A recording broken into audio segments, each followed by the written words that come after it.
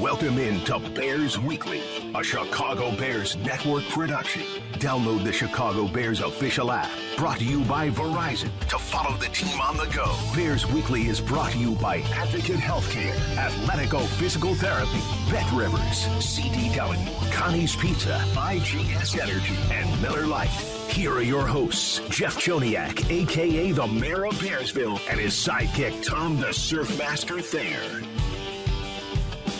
How we doing, everybody, tonight? Heck, it is already past the midway point of January. I mean, my goodness, things are going to be popping real soon as it pertains to the coaching carousel around the league, what happens with the Bears, offensive coordinator, offensive staff, and gearing up for the player procurement section of the offseason. I'm Jeff Joniak along with Tom Thayer, Jim Miller along in just a moment. Jack McGrath and Sean Graney, our producers tonight. Executive producer of the Bears Radio Network is Eric Ostrowski. And we are back together again. Good to talk to you. And Tommy, it's getting exciting already when you start digging in already into free agency and who's available and getting ready for the draft. I'm already diving in deep. I love it. Can't wait. And a lot going on with the Bears with this offensive coordinator thing. All these are reported interviews, obviously. But there's a big cast going on. There's 7 or 8 guys right now. Jeff, this is going to be the season that never stopped. Yeah. Because as soon as the season ended, the speculation of what the Bears were going to do in the future began. And then they made some coaching changes. Now the conversation of who they're going to add to the mix as far as coaches has begun. But then there's going to be a 3 months kind of anticipation of what they're going to do during the draft because they have the 1st and the 9th pick in the first round, plus all the other picks. They have a lot of free agent money. So don't, each week that you introduce the show, don't think that the speculation, anticipation, the excitement is going to be like, say, okay, we're over the hump now. Let's get ready. No, because as soon as we're near the hump, then it is going to be draft day, and then OTAs are going to start. Then it's going to be rookie mini camp, and then it's going to be mini camp, and then, so this is going to be the season that never ended. Well, I'll tell you, I was out today at an event for a short time, met a lot of Bears fans, and they want to talk, but they always table it by saying, yeah, you probably don't want to you probably talk about this all the time, so you don't really want to talk about it. And they're very polite. I go, hey, bring it on. I said, let me start. I'm going to ask you, what do you think? Justin, number 1 pick, so I give them the scenarios, and I'll tell you, I talked to probably 15 people. It was split right down the middle. Everybody's got an opinion. Everybody wants one thing. Another half of people want something else. And it really, if it's hard for just the average fan to separate themselves for just a second and, evaluate what they see and what they trust with their eyes and what they evaluate, what they hear, what they read, they gotta get through. Obviously, they're not the professionals doing this, but we all have our opinions, right? If it's this difficult for just the average Joe, can you imagine what it is like right now for the Bears front office? Jeff, this is not a season of conversation of other people. This is the off season of their opinion. From everywhere I've been, from gas stations to supermarkets to the dry cleaners to whether it's male and female or whomever you're talking to, they only want to give you their opinion. That's exactly you right. don't have to answer them. You just have. This is the season of being a good listener. Right, and it's something that Jim Miller does every day on Sirius XM NFL Radio, moving the chains. Big Jim, you hear it from all 32 teams and their fans. So how you doing today? And welcome back to Bears Weekly tonight. Are you getting the sense? And I don't know, have you gotten a lot of calls on the Bears on your shows? Tom, Jeff, good to be with you. Yeah, I had actually 2 very heated conversations today with Bears fans that called in. Yeah, because like you said, it's one or the other. It's keep Justin, draft, trade down, build around him, or it's, hey, we got to move on. Let's draft another quarterback, trade Justin. And what have we been saying? We kind of talked about it last week. You can do both, Bears fans. Everybody thinks like this is something that can't work out. It's happened before. I brought up Drew Brees, and they drafted Phillip Rivers. They actually had to franchise Drew Brees because he played so well. All right? And ultimately, moved on to and moved him to the New Orleans Saints, but then Phillip Rivers has a great career. We talked about it last week. The Bears, we know why they did it. They passed up C.J. Stroud to what? Evaluate Justin Fields. it's been better? Is it consistent where it needs to be? And the Bears are going through those evaluations, but you can do both, because I do think the Bears like Justin. I think his teammates, they all like Justin. He's tough. He's a tremendous athlete. He makes great plays. It just has to be more consistent. So you can do both. You can keep Justin. He can compete, continue to play, and if he blows it up and has a good season, you can pay him a contract, and then at that same point, you can still develop a young quarterback that's there on the roster. I believe Green Bay did that. His name was Aaron Rodgers, who sat for 3 years. They sure did. They both can happen. So, it'll be interesting how it unfolds, and that's what the Bears are doing. They're going through all those scenarios, and I'm pretty confident Ryan Poles will do what's right for the organization. The beauty of this whole thing, and I'm talking to two guys that played for the Chicago Bears and had long NFL careers, is that the passion of this fan base, and it is something you can only look at from where you're standing, to use an Eberflus term, and what the players regurgitate all the time, you be where your feet are, is the passion of this fan base and the love of this team. And again, conversations today, I'm going to love this team no matter what happens, but I need them to win. I'm spending my money I need them to win. But the passion is there, and they have the radio on. They're listening to us. They're listening on Sundays. They're at the game. They're just all in, and that is something you can't get everywhere. And I broadly say I appreciate it. I appreciate it. I'm thankful. I'm thankful that we're a part of this broadcast crew. That's all I got to say. Jeff, and you talk to a wide variety of people throughout an off season, and I will say, since this season has ended, the older generation of people I talk to, they have the opinion that Jim just said about you draft a quarterback, you let the other quarterback sit and develop, you let them learn about the NFL, and then you make a decision down the road. Then the younger generation of people you talk to, they have an exact opinion how they want it to happen right now. Yeah. So it's really funny because, you kind of take into account how old the person is you're talking to. And when, as Jim mentioned, they remember when quarterbacks were drafted and sat behind the starter for 1, 2, or 3, or up to 4 seasons. So, you have to take into account the age. You got that, line of demarcation, how old they are. Yeah, and it's immediate gratification society is growing more than not, right? So that's what we're talking about. Jim Miller, Tom Thayer, Jeff Joniak. When we come back, we'll dive into some of those names that the Bears reportedly have interviewed or are about to at the offensive coordinator position here on Bears Weekly. We'll also be joined by Jaquan Brisker, an interview I did late in the season, and we'll replay that and run that for you as well as we bring you Bears Weekly here on ESPN 1000 and the Bears Radio Network. Is Bears Weekly with the voice of the Bears for 23 years, Jeff Joniak, on the Bears Radio Network.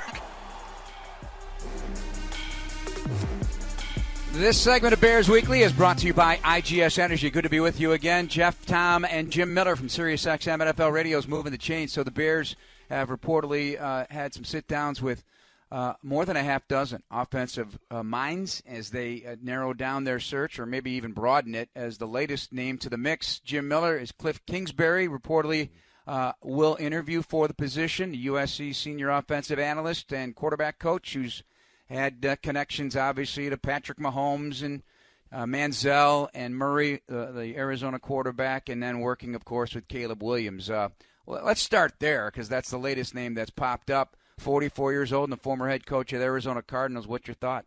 Yeah, I actually spent time in New England. Cliff was there competing with New England, and when I was there with the Patriots, and obviously a great football mind, very intelligent, has that New England background. But then when he went on, like you said, whether it's at Texas Tech and where he's coached, went to more of a spread out offense. I think you saw when he was with the Arizona Cardinals, once they acquired James Conner, he did run the football very effectively. Actually, James Conner had 16 rushing touchdowns, if I remember correctly, the year they went to the playoffs. So very good at working with athletic quarterbacks, like you mentioned, Caleb Williams, and the other quarterbacks that you mentioned with Patrick Mahomes and Murray, and how well those guys have performed. And, so I think the Bears are turning over every stone. And certainly he's got information on Caleb Williams. Whether the Bears tap into that in the interview, I got to believe they'll ask him some questions about Caleb. And then, to me, out of all the guys they've interviewed, Cliff is a different guy. I think Greg Roman is a different guy because he's older school. Greg Olson, who they're interviewing, he's more of a John Gruden, but he does have a history of being with the Rams, and obviously with Shane Waldron being out in Seattle too.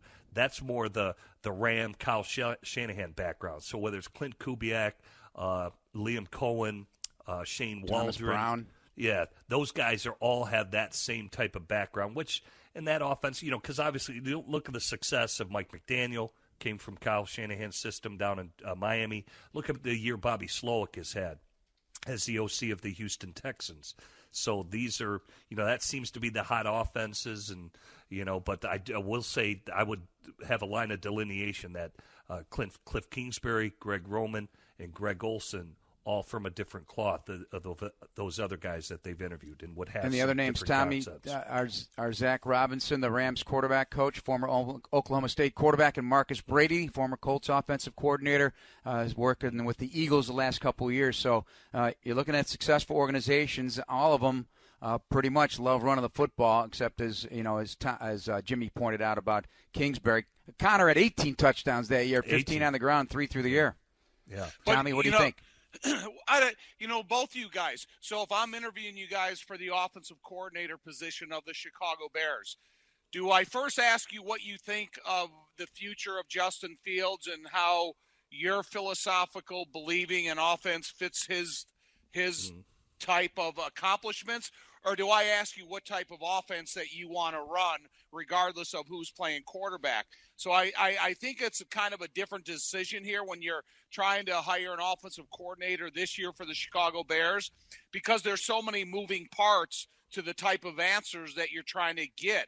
And I don't know if it makes the process more confusing or if it allows the offensive coordinator who's being interviewed a chance to explore their options. Well, first thing I would say, I would first want to know what the guy's all about.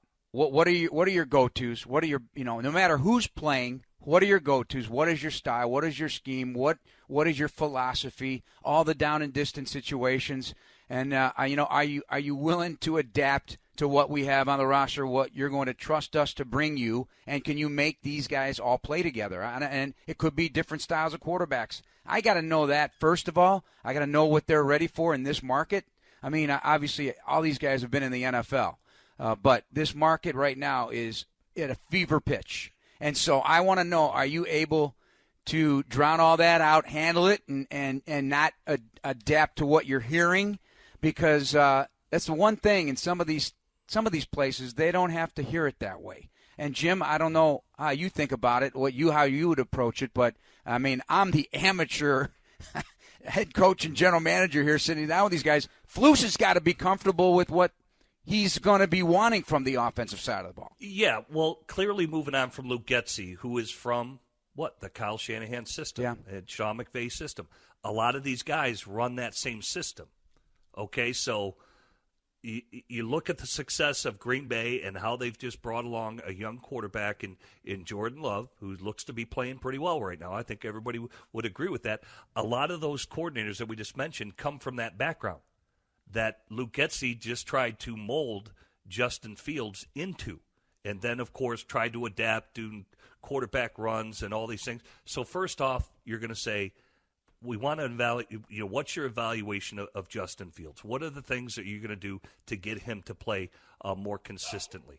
And I think that's what – and this is how I would utilize him, is what the response is going to be. This is what I believe Justin does well for my scouting report. This is what I would change. This is what I would work on with him, if that's the route they want to go, to get it to the consistency of the passing game where it needs to be. And that's why I bring up, like, Greg Roman's a little bit different, because for him – the success he had with Colin Kaepernick out there in San Francisco, that was Jim Harbaugh's system, right? Because he was under Jim Harbaugh. And then he took that system to Baltimore, where obviously Lamar Jackson won league MVP. I mean, go look at those numbers. I mean, Greg Roman, Lamar under Greg Roman, he was like 45-17 as a winner, in terms of his record. And so I think this is kind of a fact-finding mission. How would you utilize Justin? How do you feel where he's at? What would you incorporate? How do you get it more consistent? But again, even with that said, and if they do formulate that idea that, hey, let's continue with Justin, you still can draft a quarterback, as I mentioned. Yeah. Justin's under contract. Fine. If he plays, don't put the fifth-year option on him. If he plays well, great. Try and work out a deal, or you just franchise him. And at the same time, you're developing a young quarterback in the new system the Bears are going to run. Hey, Jim, when you look at a guy like Frank Reich, who just lived the perfect nightmare, he's a head coach. They trade. They get the number 1 pick. They draft Bryce Young, and then they try to install between he and the offensive coordinator and a brand new first-time quarterback coach and Josh McCown. What coaching tree does he come from? Because, I think when you make a claim that somebody comes from a coaching tree, that doesn't guarantee that the system's going to be successsul. Yeah, but I think, for Frank, he's somewhat morphed because when he was with Doug Peterson there in Philadelphia, obviously, he was a part of the Kelly Gunn offense, and all those offenses, but kind of morphed once Doug Peterson got to Philadelphia, and when he was there. So that's Andy Reid's system, but yet it's been modified. And you look at like how Shane Steichen is running the Colts offense. That's what Frank was trying to install down there with Bryce Young. I think where the marriage went off the rails is I personally don't think Frank Reich wanted Bryce Young. I think he wanted C.J. Stroud, and that led to it's not that marriage didn't get off to a good start right away because I think they disagreed on who they wanted as their quarterback. Because I think we know Bryce Young's offense, because of his size, got to be modified. He's got to be in shotgun due to his being smaller in stature and how they tried to run that offense, which they wanted it to be like the Philly offense, and that's what Frank was rolling with, and it turned out to be an absolute disaster. All right, we're going to take another break. Oh, sorry, Big Jim. Got to take another break here on Bears Weekly with Jim Miller and Tom Thayer. I'm Jeff Joniak. When we come back, how this whole process, including looking, and other teams are doing it too, looking at the Shanahan and Sean McVay tree, and we keep hearing about the coaching trees. How do defenses look at this? Because it's in a constantly adapting league, and why everybody goes into one swimming pool all the time with hot teams and hot styles. Let's talk about that coming up next here on Bears Weekly on ESPN 1000 and the Bears Radio Network. This is Bears Weekly with the voice of the Bears for 23 years, Jeff Joniak, on the Bears Radio Network. Hey, you want VIP access to every Bears home game, exclusive seating, sideline credentials, and more now available? Get the ultimate VIP fan package this season. Visiting ChicagoBearsVIP.com. Schedule will come out in May. We know who the Bears' opponents are, just don't know when.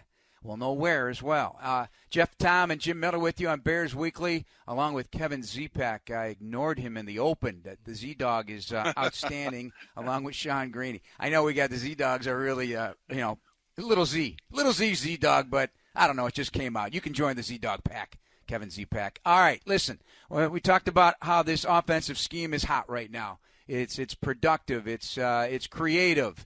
Opposing defenses tend to ramp up their ability to stop some of these offenses over time. Jim and Tom, weigh in on this, if you will, and just how, as teams in this, and I hate saying it because I don't like the word. It's too easy to refer to it as a copycat league, but there is a bunch of that going on, isn't there? Well, I mean, it is a copycat league, but you have to take what your assets are, and then you have to accentuate those. You're not going to try to be something you can't be. You're not going to try to be a run-sustaining offense if you have no line-blocking ability. If you have a deficiency up front, it's going to be tough to maintain the protections that you need. When you look at some of these offenses, you have to admire the creativity and the play calling and the versatility of the offense because they keep the opponents, the defensive coordinator, and the defensive players off balance and thinking. So I think that, just to say that, this is what we're going to become. If you don't have the ability to become that, you're not going to do that. Jim, what's the kryptonite for this particular style of offense of the 49ers and Rams? Well, they can all run the ball, right? I mean, you look at Christian McCaffrey. The guy's probably going to be the offensive player of the year. You look at Kyron Williams of the Rams. Look at the year that guy had. Guy had over 1,200 yards rushing in the touchdowns, and then, of course, they create conflict with their play-action pass game and, of course, have a lot of window dressing. What did we just see Jordan Love do against Dallas? Did Aaron Jones? Jordan Love only threw 21 passes in that game. Yep. 21 passes. Same with C.J. Stroud. At times he has been an abnormal rookie with how much he's been able to throw it and the consistency he's been without the interceptions. So he's kind of an anomaly right now because look at all the down-the-field throws that he's had. And their run game has gotten better as they rolled along, but that wasn't the case earlier in the year. So that system, a lot of it because Kyle Shanahan and Sean McVay do such a good job with their tempo, their rhythm. Let's be honest. At times, it almost looks like you're watching an NBA game. It's a fast break. They're constantly putting pressure on the defense, and there's go, go, go, go, go, and that's what I think is a big part of it. And look at how they've incorporated rookies. You look at Green Bay with the rookie receivers, Jaden Reed, and the guys in Wicks and Romeo Doubs, and how they're having an impact. Look at the year of Puka Nacua out there for the Rams. Crazy. So. And these tight ends that are coming in, too. Yeah. You can incorporate young players in quickly, and, I just think, that's why they've kind of been – that's the hottest names have come, whether it's Liam Cohen or Shane Waldron and all these guys that have a background in that style of offense because it is kind of the hottest things, and those two offenses that I just mentioned have been the two better offenses in the league here in 2023. Yeah, that's the one thing about the start of every season. You don't know what a guy like Sam Laporte is going to add to your offense. You don't know what Puka Nacua is going to do and what a great player and a great blocker he's going to become. And then all of a sudden you'd be able to expand the versatility of your offense because as each game ticks by, every one of these rookies is getting a little bit better and showing you what they're capable of doing and how they can be incorporated in the development and the growth of the offenses. So I think that's kind of like the unknown at the start of every season. And the guys, you think at the start of the season when they picked Puka Nacua in, what was it, the 5th round or whatever round he was drafted in, that they thought the guy was going to be this good with the injuries they had at the other receivers. So, if you can have some explosiveness by the great unknown, and that's rookies, it can do a lot for you as an offensive coordinator and being more creative. So this whole conversation, this segment, I started with, okay, so I'm going to ask again for both of you, and Jim, you can start.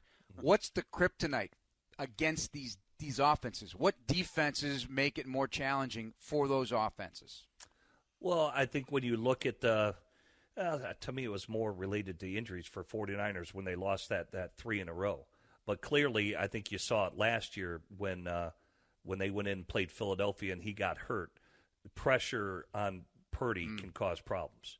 Right. So, and that's where he has some issues there, and then you'll have to modify it with the play calling, and Kyle Shanahan will protect him with the bubble screens and slip screens and things of that nature to avoid going, of him getting pressure under high pressure defenses.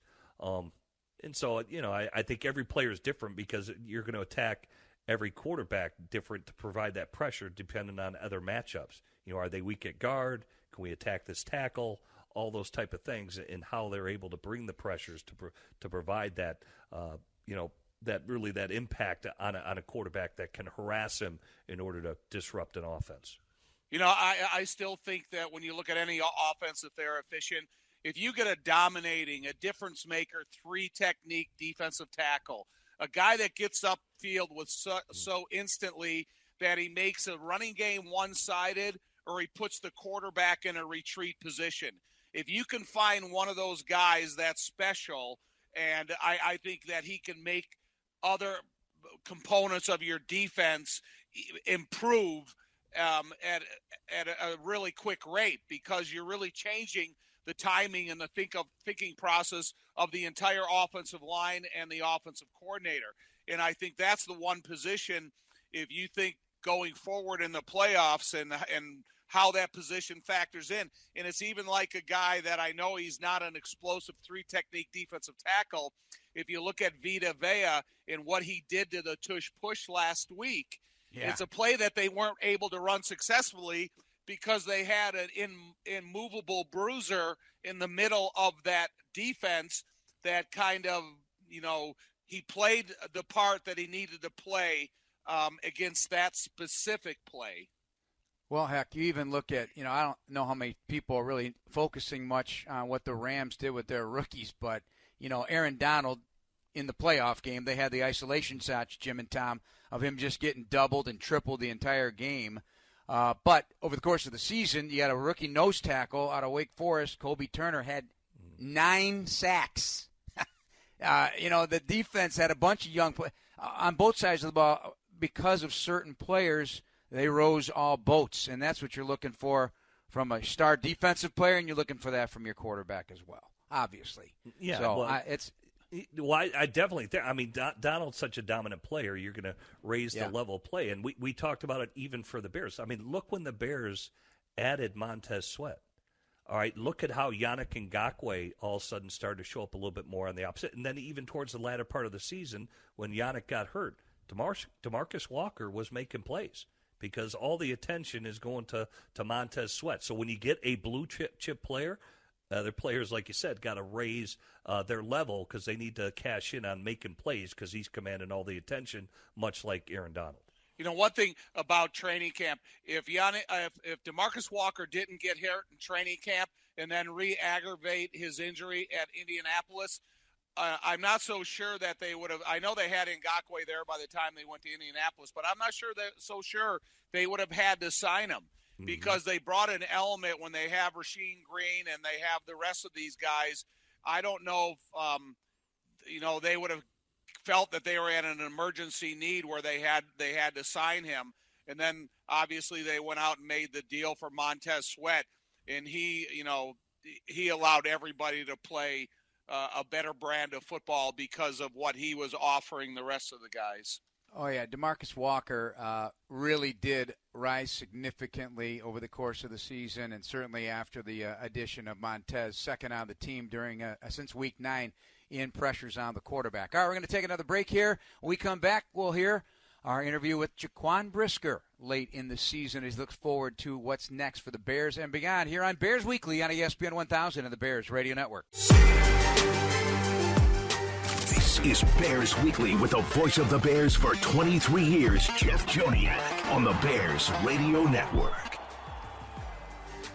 This segment of Bears Weekly is brought to you by Athletical Physical Therapy. Visit athletical.com to request an in-clinic or virtual appointment and start feeling better tomorrow. Jeff, Tom, and Jim here on Bears Weekly. Our interview with Jaquan Brisker coming up in just a moment. First of all, Jim, I got to ask you, as we're talking about all this coaching stuff, and we could be here all day talking about who's interviewing where, but do you think it's right that Ben Johnson, who's trying to get ready for arguably the biggest game of his career and the biggest game in Lions history, that he's interviewing on Friday and Saturday for 4 head coaching jobs? Yeah, I think it is what it is, but a lot of that is obviously via Zoom, and just how much time is it taken away from his preparation. It goes back to I listened to Dan Quinn, who's obviously getting interviewed, defensive coordinator of the Dallas Cowboys. He said he got all that stuff out of the way back in the summertime. Meaning, if anybody was going to ask him for a head coaching interview, to have all his notes accounted for, and that really just the interview would be the easy part of it. But yeah, you would like to think it's a distraction. Did it distract Dallas the other day? They didn't look too prepared defensively. So so I think it's a distraction. But coaches, what do? This is how how they work is you have to make adjustments, and that's how they view it. It's just another thing they have to adjust to and account for their time and have a schedule, and it is what it is. Tom, is there a better way, or you're shaking your head? What are you feeling? What is your thought? I just think that the Detroit guy. I mean, I can't believe that you would take. I know that the practices aren't very long on Friday, and there's nothing on Saturday, but just the distraction and the way it filters into the locker room. That they're already talking about a guy that could be on his way out before you play the most important game in the history of that franchise. And I just think it's a distraction whether you want to act like it is or act like it isn't. And I know that Dan Campbell is still the most important personality of that football team, and he filters through the locker room as much as anybody. However, I just think when you have so much distractive conversation filtering into the locker room, it's just not healthy when you get ready to play such a big game. And Dan Quinn, who in the heck would want to hire him after that defensive performance to be the next head coach, and whether he did the work in the summertime or he did it the night before the game. All right, our interview with Jaquan Brisker here coming up as we look at a Bears secondary growing together. This was right before the end of the season, and we looked forward to the future of what this Bears defense might look like. Here's Jaquan. So before the season, or early in the season in September, I think you gathered the guys together and you said, why not us? Why can't it be us? And, this team has a record it has, but you weren't wrong.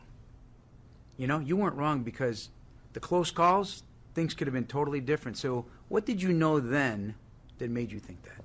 Just the guys that we brought in, the talent that they have, the man they are, and just who they stand for. I just seen all camp, the way we battled, the way, that we just kept going every single day. I know, camp might have been pain and things like that, but just the way them guys just, kept battling and the way we just kept getting, closer and closer together. I knew it was something special, from there on. And then, just, the energy, the passion of the team, and just the way we just kept getting closer and, knowing each other, knowing outside, just outside of football and things like that. I thought it was special. So from there on, I just, the guys we had in our room, I just knew, like, why not us? We could be something special.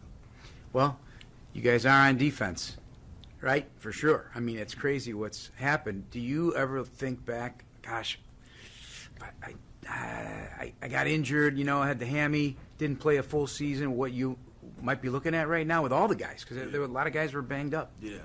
Me and Eddie was just talking about that today, actually. We said, if, guys didn't, get hurt, during camp and miss all this preseason time and wasn't really nicked up going into the first game and continued on, I think we'll be different just because how long we came and how closer we got and just what we've been showing with the turnovers, the calls from with the sacks and things like that.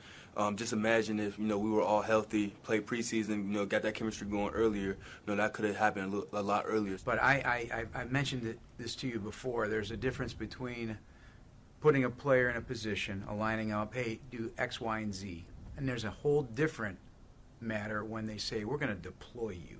And I always say that about you. You're deployed, meaning you're weaponized. That 17-tackle game, are you kidding me? You were deployed to make hell for the other team. Is that what you've always been wanting? Yeah.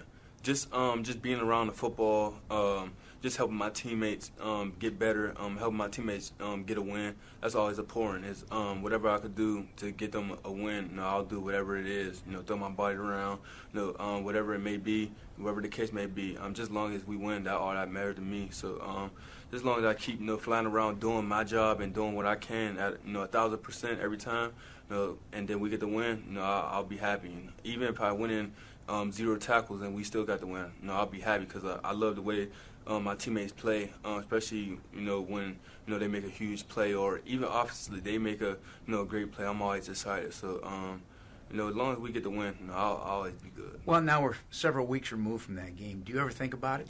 Yeah, I think about it. Tell me what goes through your head about that game. Really just every single play I was just dialed in, just focused, just wanted to take over, the game, but just wanted to, make my presence felt. I know the first game I felt like I didn't, and it was a huge divisional game for us that time, and the second game it was also. So just getting that win, that feel, but getting those 17 tackles and helping my team win. I was just so dialed in. Every play mattered. and I just wanted to show what I could do, how I could just dominate. That game, is that a glimpse of your future? Yeah, I'll say that's just a little warm up because it's not a complete game for me. I feel like if I probably got that interception across the middle, I probably maybe another interception or maybe a strip fumble. Now I feel like if I did that, then maybe I'll be satisfied. Well, not satisfied, but maybe I'll be okay. But that's just a little glimpse of what I could really do. All right, you're the energizer. You're the spark plug. That was the exact quote Andre Curtis said. He's a spark plug, and I can see that. There's a brand name for champion spark plugs. That's going to be you, right? That's going to be you. So when you celebrate plays, and we talked about this briefly, you and I, but refresh my memory. So, what's with the bow and arrow? What's the move? What's that mean? Just I put the mark down my face. I've been doing it since junior college. Just putting the mark down my face. I feel like I'm a warrior. Like I'm gonna lay it all out on the field. That I'm really unstoppable. And I really came from the commentator the first game against Wisconsin. I remember I battled through a couple injuries in the first half, and I didn't come back to the second half, and I dominated that game. But I just kept going down. But I ended up fighting to the end. And when I got the last pick, he was like, that kid's a warrior. And that was like, that's how I really think of myself, because that's really why I got the arrow down the line down my face every time, every single game. So it's just like, that's how I really think of myself. So every time I do the bow and arrow, that's who I think I am, a warrior. So yeah, right. Well, hey, and I tell you, and you are the hardest hitter on this team. I mean, there's a bunch of hard hitters, but man, when you tee somebody up, you can't really think about it, right? You just got to let it rip, because if you do, you're probably gonna do something wrong. But is that right? You just let it loose? Yeah, I definitely got to let it loose, just 1,000% every single time. And really just came from early, just growing up. Them big hits was a lot of woos in the crowd, and then guys come up to you after the game just like, man, you hit hard, or that really was a a big thing in Western PA, Pittsburgh. So. Then my, growing up from my brothers and things like that, they were hard hitters. So it's just, a style that we play, and then a style that I play. I love playing. That's just a part of the game. The physicality, that hypes me up. Hitting somebody super hard, and then getting a crowd to say, "Ooh." You're a showman. Yeah, getting a crowd to say, "Ooh, I like that." Yeah, you're a showman, aren't you? Mm-hmm. Yeah, you're a showman. You mentioned your brothers, and there's a shirt in your locker, a black shirt with the name Thayer on it. Your brother passed away several years ago. It hangs in there. What's that signify for you? Yeah, that's who I'm doing it for every single day, every single second. My brother, that's up in heaven right now, he taught me, almost everything I know, especially off the field, just, what type of person I could be. I could be a great person. I could do things for people. I could help, others in need, and that's what type of person he was. Like, it wasn't just about, football, just with him. It was about, life, what you could do to help, people help, our family, help other families, and how you could just put a smile on your face. And that's how I try to take the approach every day. And then on the football field, we used to always work hard together. I remember him waking me up, and we just doing some curls, a couple curls, while I was in 7th, 8th grade, where I could barely touch weights. We're doing curls, and then we're running from the truck and all the way down, and things like that. And it's super cold. He got his shirt off with a hat on. I'm just running with a hoodie on. I just remember that. But just different things like that. Makes me, continue to go, and, just trying to keep his name going, every single day. That's why I put the shirt there, because I know who I'm doing it for every single day, and I'm going to continue to do it for him. The secondary is exploding. Tyreek's already saying we're the best in the country. Mm-hmm. He still thinks he's in college, best in the nation, best in the NFL. Jalen, Kyler, you guys are almost all superheroes in your own way. Is this the heartbeat of this team right now? Yes, I feel like it is. I feel like we kept this this defense together, this team together, just about our play. The way we practice every single day. We go super hard. We run to the ball. We got a lot of swag. A lot of energy, a lot of passion, and then the chemistry is just growing for us. And you could tell by the way we're playing. On and off the field. Like, I know where them guys are going to be without even texting them. And that's just how close we are.